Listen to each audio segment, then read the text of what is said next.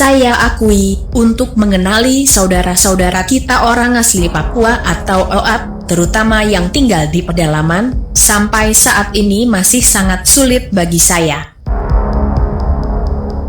Selain perom wajah, warna kulit, dan rambut yang relatif mirip, bahasa juga sama sekali tidak saya mengerti. Jadi, dialek ataupun vokalnya tidak bisa saya bedakan satu dengan yang lainnya.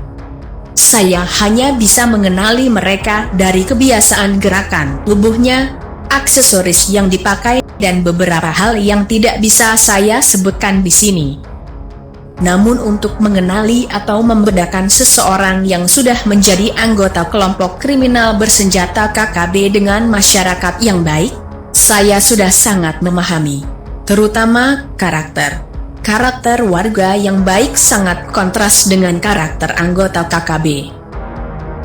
Walau KKB mencoba merubah karakternya, tetap saja terlihat berbeda. Kadangkala kita melihat beberapa anggota KKB tengah bergabung dengan warga, bahkan mereka biasa terlihat berbelanja di pasar. Mereka mencoba berkamuflase seperti warga biasa dan mengira mereka berhasil mengelabui kita.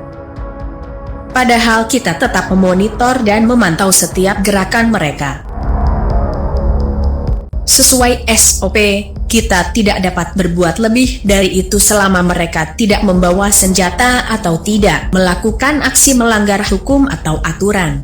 Lain halnya jika orang yang kita lihat tersebut sudah masuk dalam daftar pencarian orang atau DPO, di mana saja mereka terlihat, kita tetap harus menangkapnya atau melakukan tindakan tegas dan terukur.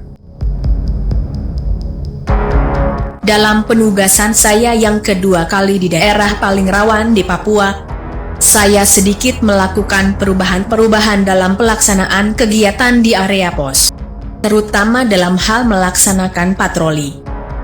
Untuk tugas patroli, saya mengacak jadwal dan rute patroli. Saya pastikan, dalam 10 hari, tidak ada jadwal maupun rute patroli yang sama. Bagi saya, setenang apapun kondisi saat ini, saya harus tetap waspada dan siap menghadapi hal yang paling buruk yang mungkin terjadi.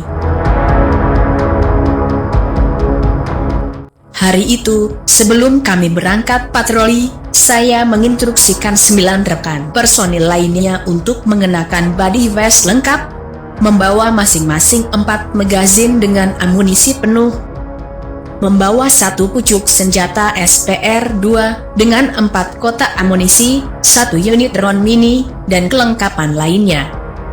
Kepada anggota atau rekan-rekan saya hanya mengatakan, kita mau latihan serius, dan mereka mengerti apa yang saya maksudkan.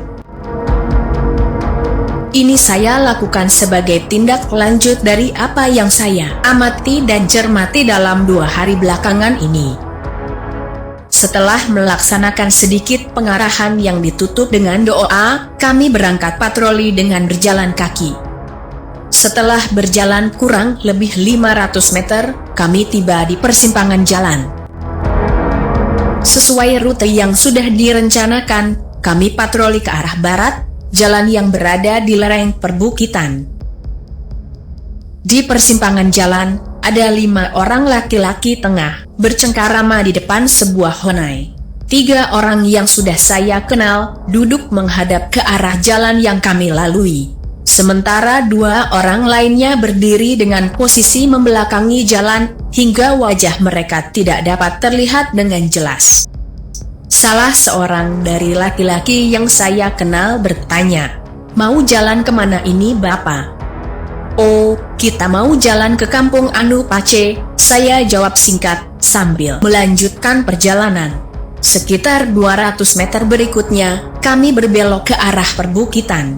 Tidak lagi mengikuti jalan sesuai rencana semula dan tidak ke Kampung Anu, sesuai apa yang saya ucapkan di persimpangan jalan.